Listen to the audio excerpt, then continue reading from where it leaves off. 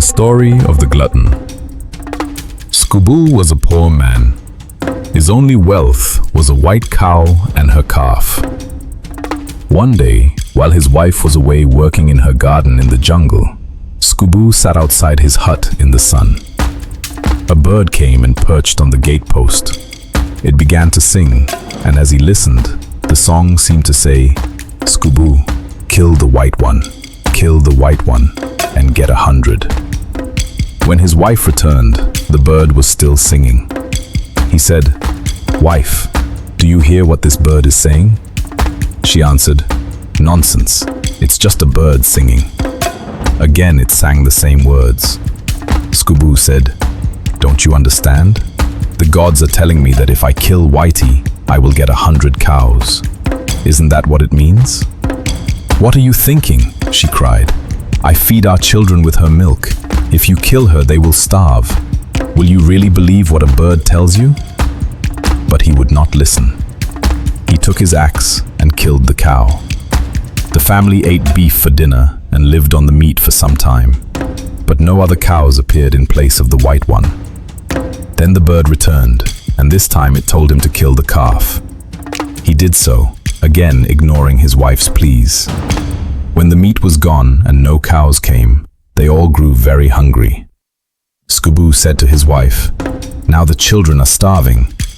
She answered, "Didn't I tell you what would happen when you killed Whitey?" In despair, they decided to travel in search of food. He wrapped some of the children in mats and placed the others in a basket that his wife carried on her head. He carried the bundles and they set off. They walked until they were exhausted and sat down by the roadside. Sgubhu cried out, "What shall I do with my children?"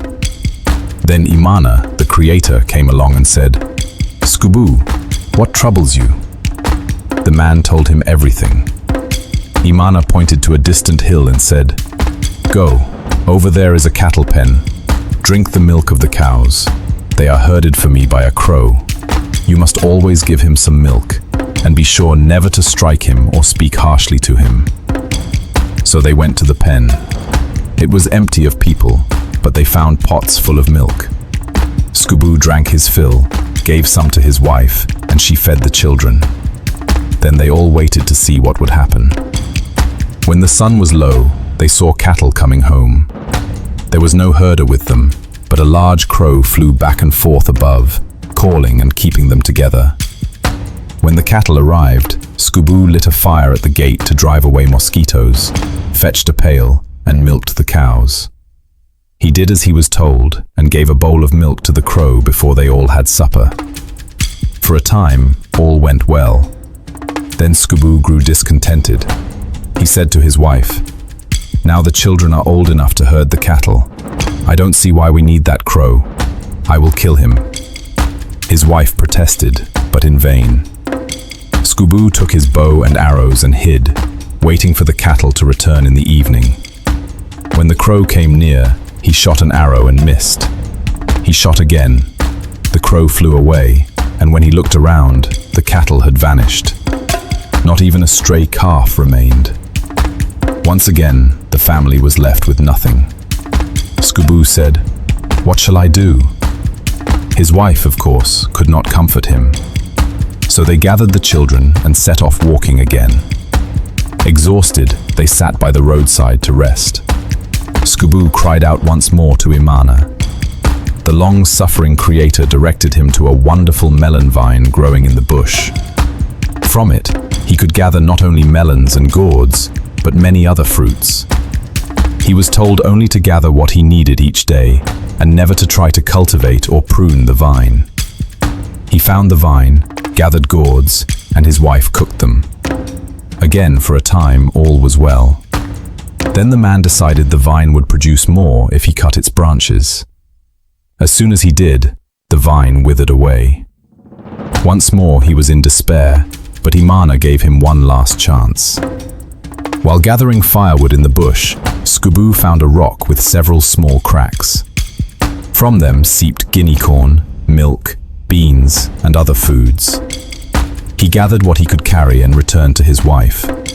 The next day he went back with a basket and a jar. But he grew impatient because the food trickled out slowly, and filling his basket took a long time. He complained to his wife, but kept going for a few days. Then he told her he would widen the cracks in the rock so they could get more food. She tried to stop him, but as usual, he would not listen. He cut some stout poles and hardened them in fire.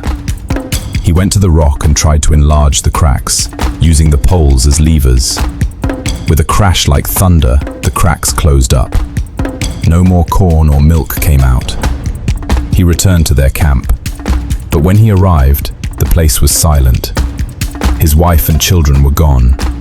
He called out, but only the birds of the bush answered. He searched, but there was no trail to follow. So Sgubhu sat alone in the dust, clutching his empty basket, now as empty as his future.